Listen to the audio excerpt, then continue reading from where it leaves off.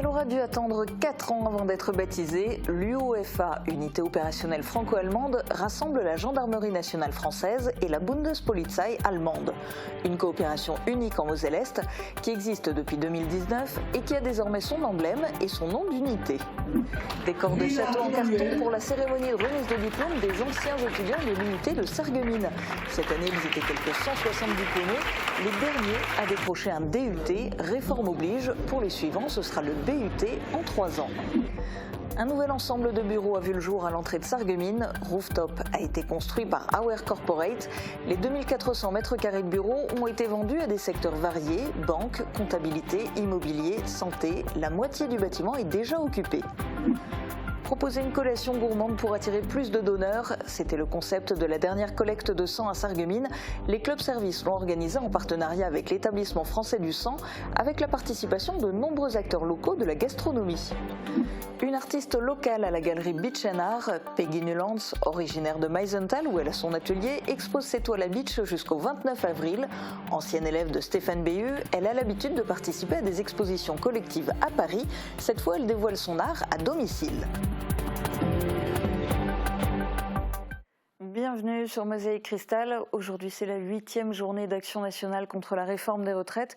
Des bus partent de toute la Moselle-Est pour permettre aux manifestants de participer au cortège départemental à Metz cet après-midi.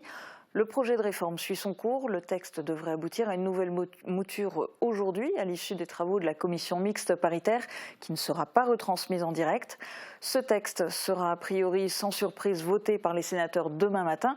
Demain après-midi, il sera soumis au vote des députés et c'est là, à l'Assemblée nationale, que le vote n'est pas gagné d'avance pour le gouvernement. Après l'actu, on s'intéressera à la culture avec Morane. Quel thème vas-tu aborder dans ta chronique aujourd'hui ? Alors Julia, aujourd'hui on va parler de la lecture et notamment chez les jeunes. Chouette, j'adore. Tu vas nous détailler ça tout à l'heure. Et puis, on terminera avec un focus sur une société pour laquelle la sobriété énergétique n'est pas un vain mot. À Redun, l'entreprise Kuchli a profité de son déménagement pour incarner l'industrie du futur. C'est à découvrir tout à l'heure. On commence avec une cérémonie très officielle. Elle existe depuis 2019 et elle a enfin eu droit à son baptême. L'UOFA, l'unité opérationnelle franco-allemande, est un dispositif qui rassemble la gendarmerie nationale et la Bundespolizei. Elle a désormais son emblème et son nom d'unité. C'est une coopération unique ici en Moselle-Est. Ces forces de l'ordre françaises et allemandes participent ensemble à des missions de sécurité publique de part et d'autre de la frontière. Reportage de Thibaut Desmerlet.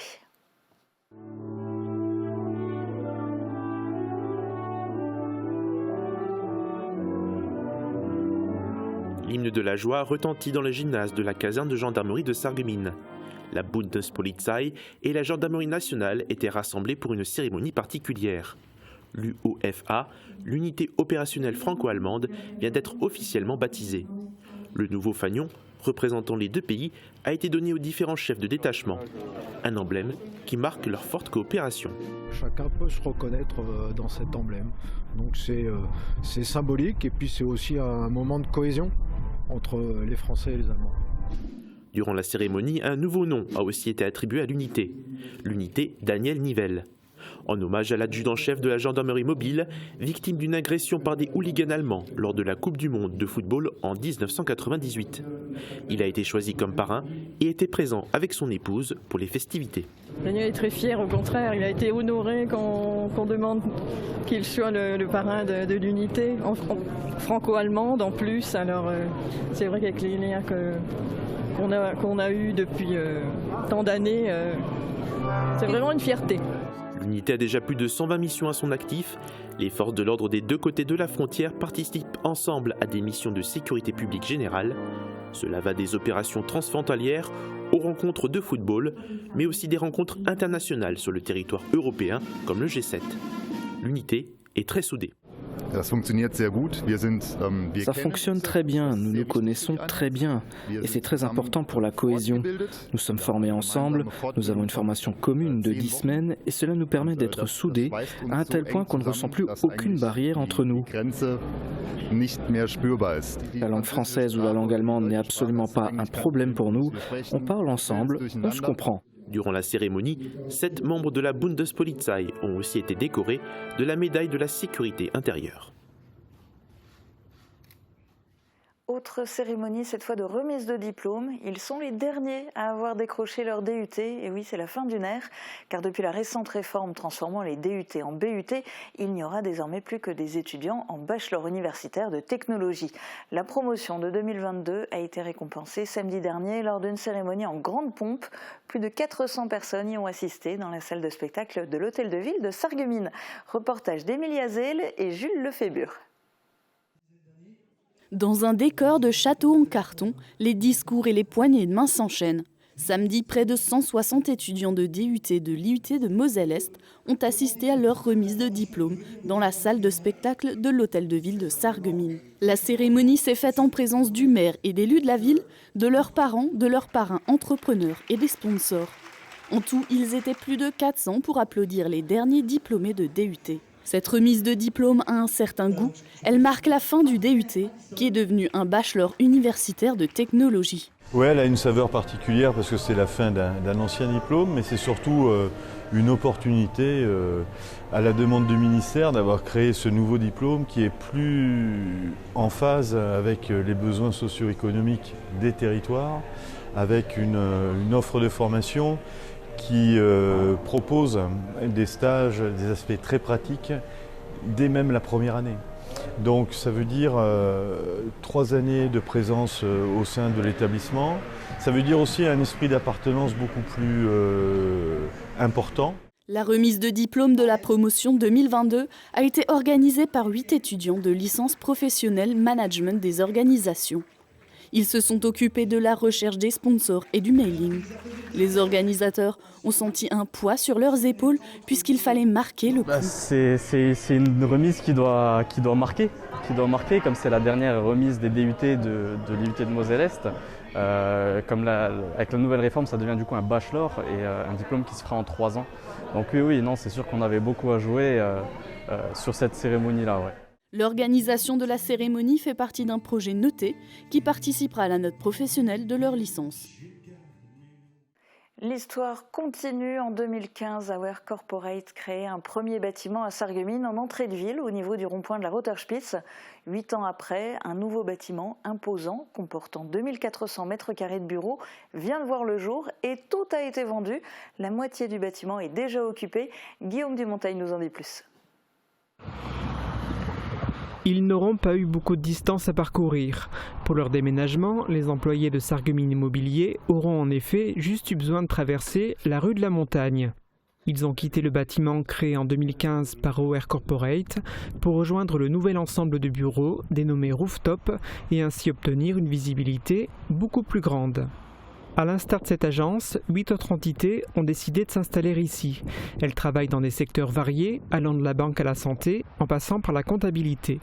Le positionnement du rooftop en entrée de ville, où on comptabilise près de 25 000 véhicules jour, et la centaine de places de parking disponibles, 80 en extérieur et 26 au sous-sol, sont des arguments qui ont pesé au moment de la mise en vente. Malgré la surface importante de bureaux disponibles, 2400 m², il y a eu plus de demandes que d'offres. Ceux qui n'ont pas pu s'installer ici pourraient trouver leur bonheur ailleurs. Auer Corporate en est convaincu et souhaite appliquer cette recette à quelques kilomètres de là. Notre futur projet va se dérouler à la sortie de Neufgrange, direction Silsheim, au niveau du rond-point. Là, on va attaquer des bureaux de 1600 m² avec une banque qui sera au niveau du rez-de-chaussée. 4 millions d'euros vont être investis. Les travaux devraient débuter en juin. Une collecte fructueuse. Hier se déroulait au Casino des Faïenceries une opération de don du sang agrémentée d'une collation gourmande. De nombreux acteurs de la gastronomie locale proposaient des produits aux donateurs et cette initiative a dopé la fréquentation. Une aubaine dans cette période où l'EFS manque de sang. Reportage de Guillaume Dumontagne. Une initiative couronnée de succès. Les donneurs de sang étaient nombreux hier à prendre part à la collecte de sang événementielle organisée par l'EFS en partenariat avec le club du Lady Circle 88 Sarreguemines et la table ronde française de Sarreguemines. Un objectif de 90 dons avait été fixé. Vers la fin de la collecte, on s'attendait plutôt à en compter environ 120. Comment expliquer un tel succès? Si traditionnellement, lors de chaque opération de collecte de sang, les donneurs bénéficient d'une collation, celle d'hier était particulièrement emballante et gourmande, avec la participation de nombreux acteurs de la gastronomie locale.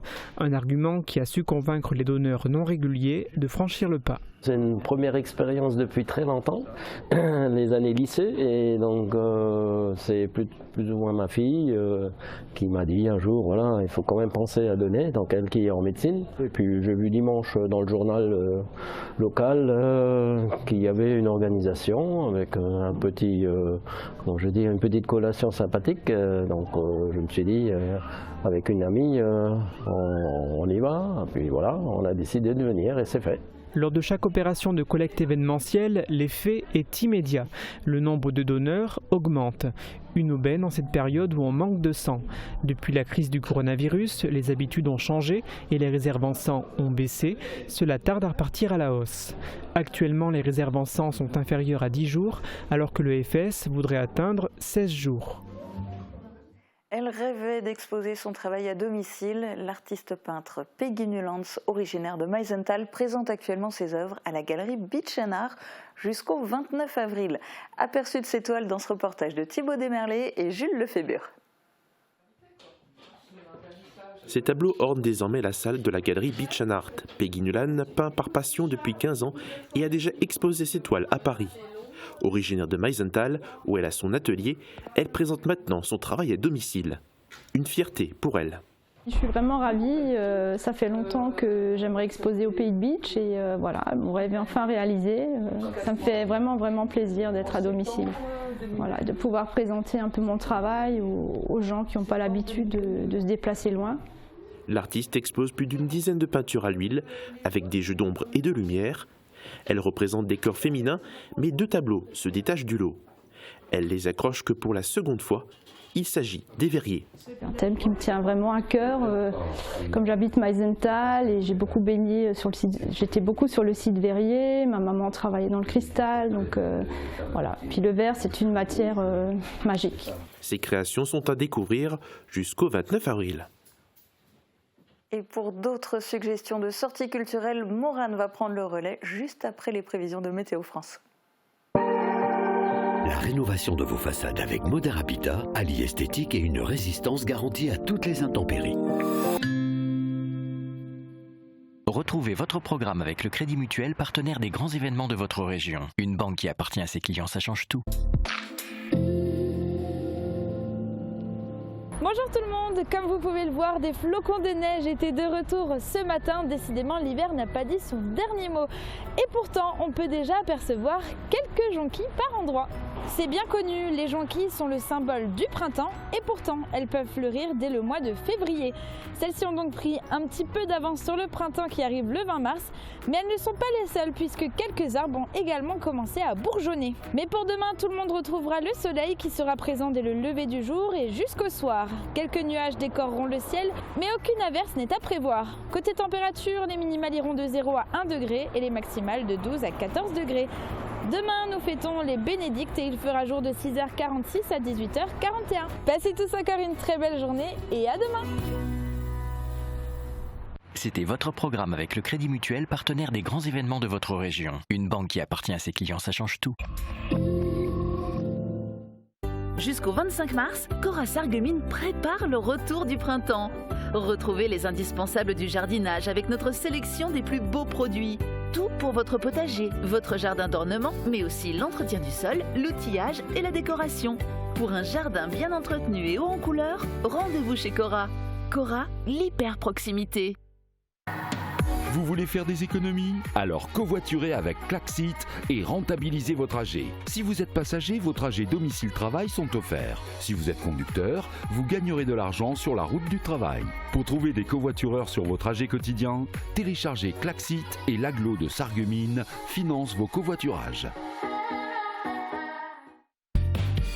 Grâce à votre magasin Château d'Axe à Sarreguemines, allez au bout de vos envies pour un style japonisant, industriel, moderne ou contemporain. N'hésitez pas à visiter notre magasin pour découvrir notre large gamme de canapés, mais aussi de fauteuils, d'objets déco, de tables basses et de luminaires. Chez Château d'Axe, c'est vous les rois. Et si les créateurs italiens influençaient l'aménagement de votre maison? Cuisine, salle de bain, carrelage, Cesa au centre de la Rotonde à Sarreguemines vous propose un vaste choix et un excellent rapport qualité-prix. Ce samedi à 18h30 sur Moselle Cristal, le Sarreguemines FC accueille les Spinaliens au stade de la Blise. Lors de leur première rencontre, les hommes de Jamel Ferjani l'ont emporté 2-0. Un score qu'il faudra reproduire ce samedi et que vous pourrez suivre en direct avec le soutien de l'Intermarché des Faïenceries sur Moselle Cristal. Il n'y a pas que le foot dans la vie, vive la culture avec Morane.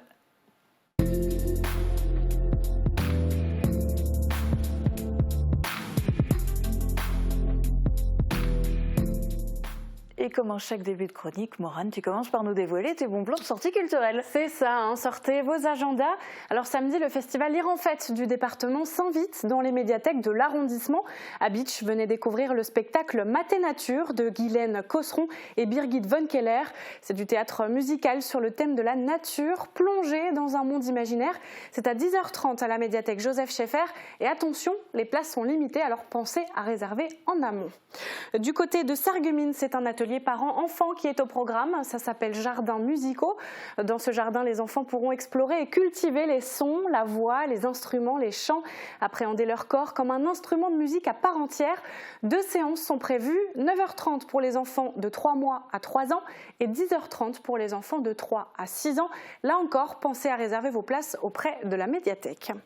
40 ans, ça se fête. L'école de musique du Pays de Bitche vous invite à son anniversaire samedi à l'espace René Cassin de Bitche pour un concert exceptionnel. En première partie, les élèves et leurs professeurs vous montreront leur talent avant de laisser la scène au groupe SM Brass, 10 musiciens déjantés, originaires de la vallée de la Bruche. Le spectacle démarre à 20h, mais les portes seront ouvertes un peu plus tôt. Tarif 5 € et c'est gratuit pour les moins de 18 ans, alors profitez-en. Du côté de la vallée des Mésanges, The Stranglers monteront sur la scène de la Boîte Noire.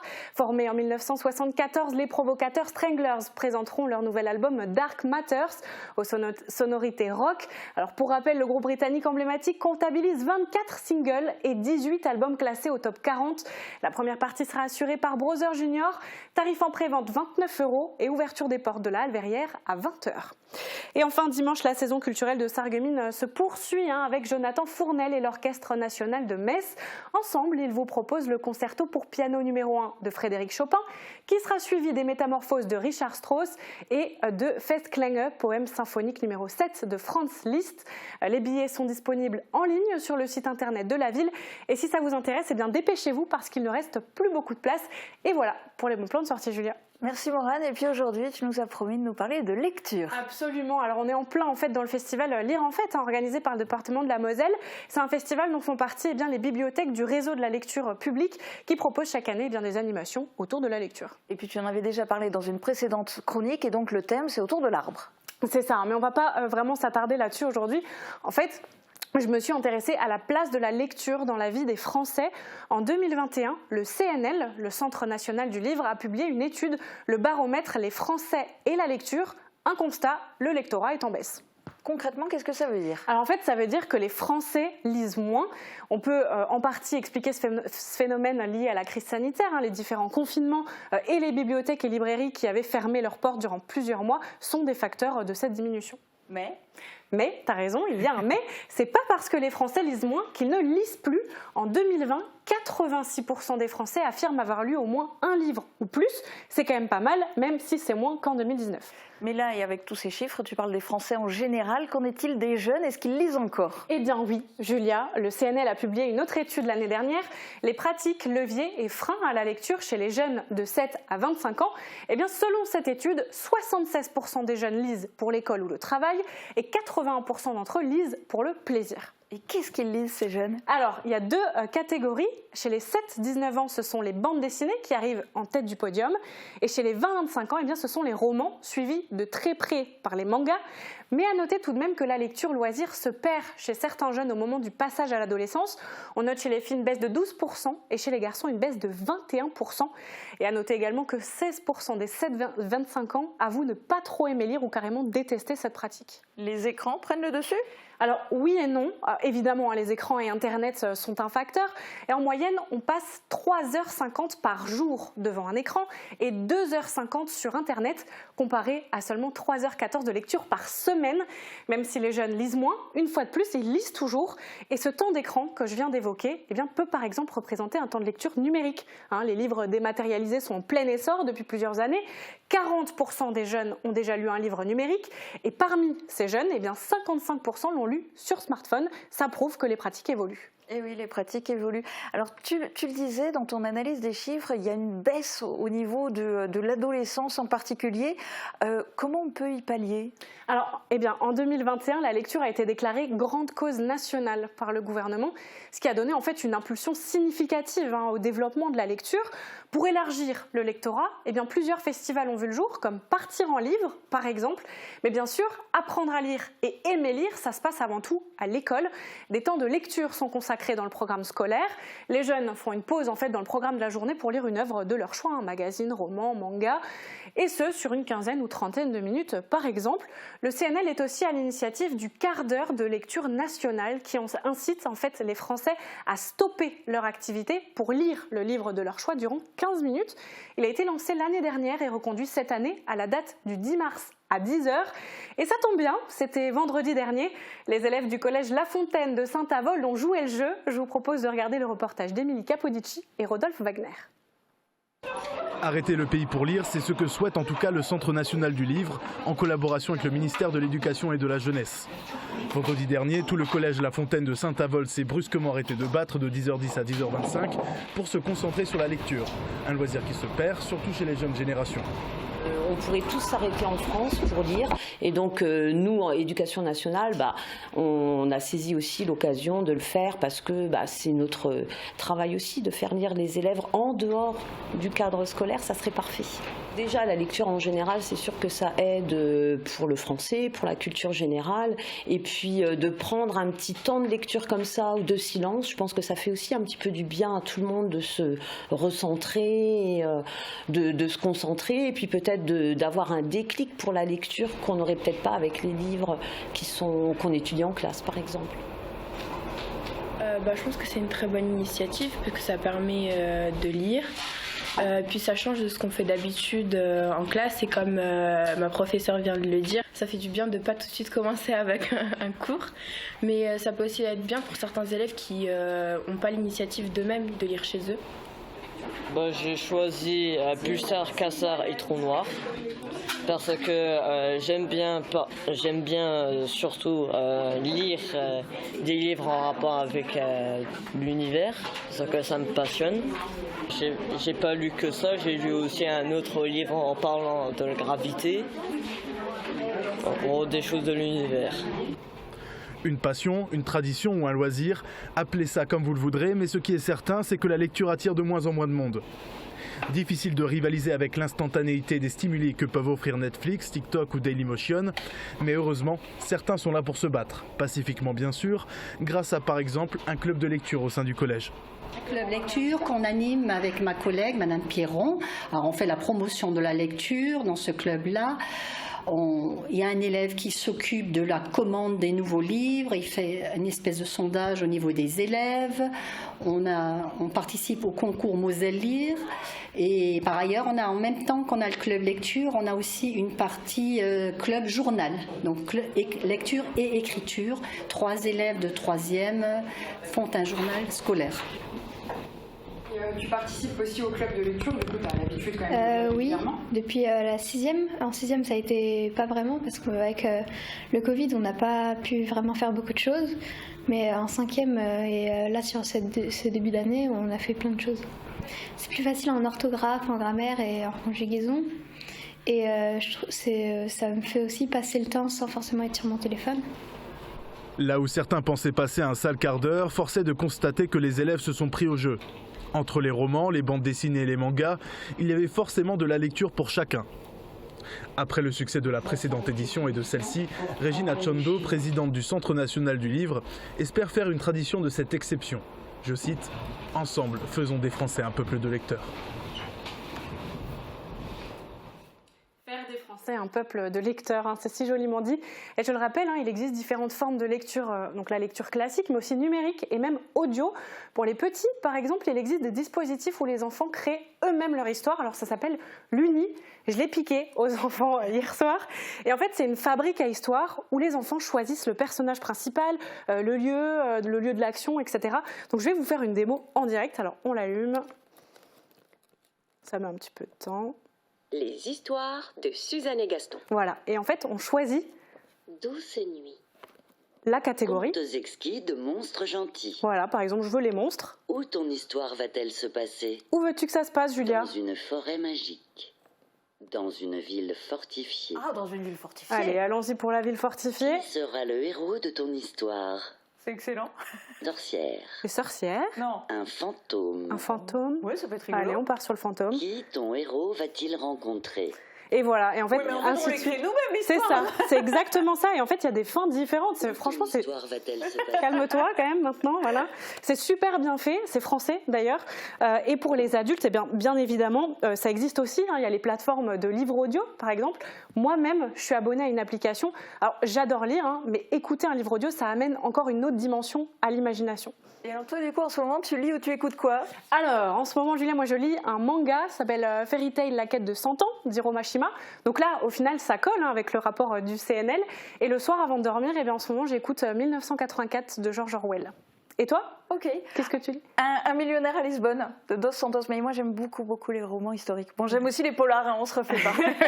Merci en tout cas, Morane, pour ta chronique et puis pour cette évasion lecture. Ça fait du bien. Prenez le temps de lire. Et la lecture, c'est pas seulement à l'école qu'on peut inciter les enfants, notamment, et les jeunes à lire. Il faut qu'on donne l'exemple à la maison, même si on n'a pas toujours le temps. Mais bon, on va terminer cette émission avec un focus à la fois économique et écologique. Face à une croissance exponentielle, la PME Kuchli, basée à Redin, a décidé de déménager l'été dernier et elle en a profité pour se mettre au goût du jour en matière de sobriété énergétique. Désormais, l'entreprise incarne pleinement l'industrie du futur. Jean Milon vous fait la visite guidée. C'est un exemple en matière de transition énergétique. Ce bâtiment, juste derrière moi, est sorti de terre à l'été 2022. Et vous allez voir, ici, tout a été fait pour réduire les factures au maximum et même être autosuffisant. Allez, on y va.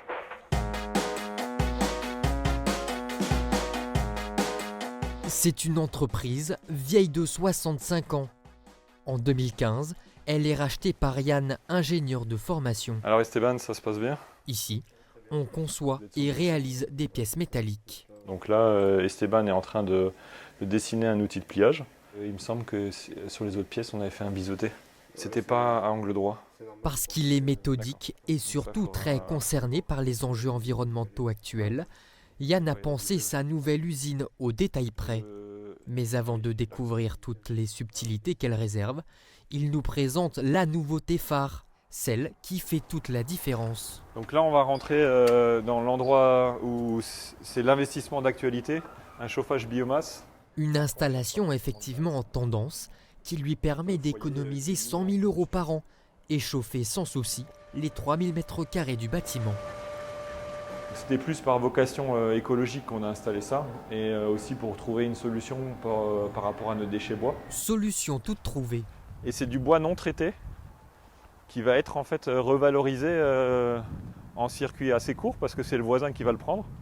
On lui remplit sa benne de ces déchets-là et une fois qu'elle est pleine, ça va à 200 mètres et il va le transformer en biomasse. Le bâtiment chauffé, il s'agit maintenant de garder cette température. Pour cela, Yann a équipé les parois d'un isolant renforcé, 65% plus efficace que la norme en vigueur. Et pour les portes sectionnelles, un second rideau permet d'éviter les pertes. Il suffit d'actionner la porte sectionnelle et en fait vous allez voir que si on ne bouge pas, normalement les portes rapides vont descendre au bout d'un moment. L'usine est divisée en 3 parties distinctes, chacune d'entre elles est chauffée et éclairée en fonction de ses besoins. Par exemple, ici dans l'espace de stockage, il fait 16 degrés et la lumière est moins intense qu'ailleurs.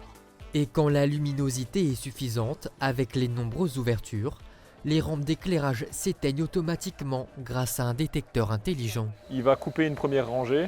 Si la luminosité continue à augmenter, il va en couper une deuxième et voire couper complètement la luminosité artificielle. Ça va s'enquiller dedans et puis tu as la bonne retombée. Mais il faut la régler parce que sinon la presse... Voilà. Voilà. La lumière, mais aussi les machines, sont soit programmables pour tourner la nuit en heure creuse, ou alors s'arrêtent tout simplement de fonctionner si aucune activité n'est détectée. C'est le cas notamment de ce tapis, bien discret, ou de ce système de filtration dans le local outillage. Toutes les machines sont arrêtées, le système de filtration se coupe. Finalement, il n'y a pas de petites économies. Il n'y a pas de petites économies et plus on avance dans les économies, plus ça devient difficile de les trouver et plus il faut chercher le détail. Et comme chaque détail compte, on a même ici installé une pergola pour limiter les rayons du soleil l'été et ainsi réduire sa consommation avec la clim. Des rayons de soleil qui pourront d'ici mars alimenter les 1000 m² de panneaux solaires. On va couvrir 60 à 70% de notre besoin en hiver et 120% en été. Donc ça compense finalement. Donc ça compense, ouais. Vous êtes presque aujourd'hui, à terme, avec ces panneaux solaires autosuffisants. Alors à terme, si on choisit par exemple de couvrir les parkings, on sera 100% autonome. D'autant plus que le prix du kilowatt reviendra moins cher qu'avant la crise énergétique. Malgré tout, même si c'est important, la priorité n'est pas là pour le jeune dirigeant. C'est vrai que vous, personnellement, cet aspect finalement d'impact environnemental, ça vous tient particulièrement à cœur. Je me dis que si on continue comme ça, comme on a fait par le passé alors qu'on est au courant, c'est qu'on est, je ne vais pas dire des idiots, mais on est en train de laisser une planète qui ne va pas forcément s'améliorer pour nos enfants. Donc j'ai envie de pouvoir me regarder dans la glace, donc ce que je fais, c'est que je fais le maximum de ce que je peux faire pour éviter que j'ai un regret quelconque dans le futur. Véritable modèle de sobriété énergétique, l'entreprise espère par ce biais attirer les talents de demain. Et si c'était une des clés pour faire face aux difficultés de recrutement. Il y a une certaine satisfaction quand on y arrive. Donc c'est bien, c'est comme ça, vous voyez, c'est des détails, mais des détails qui marchent.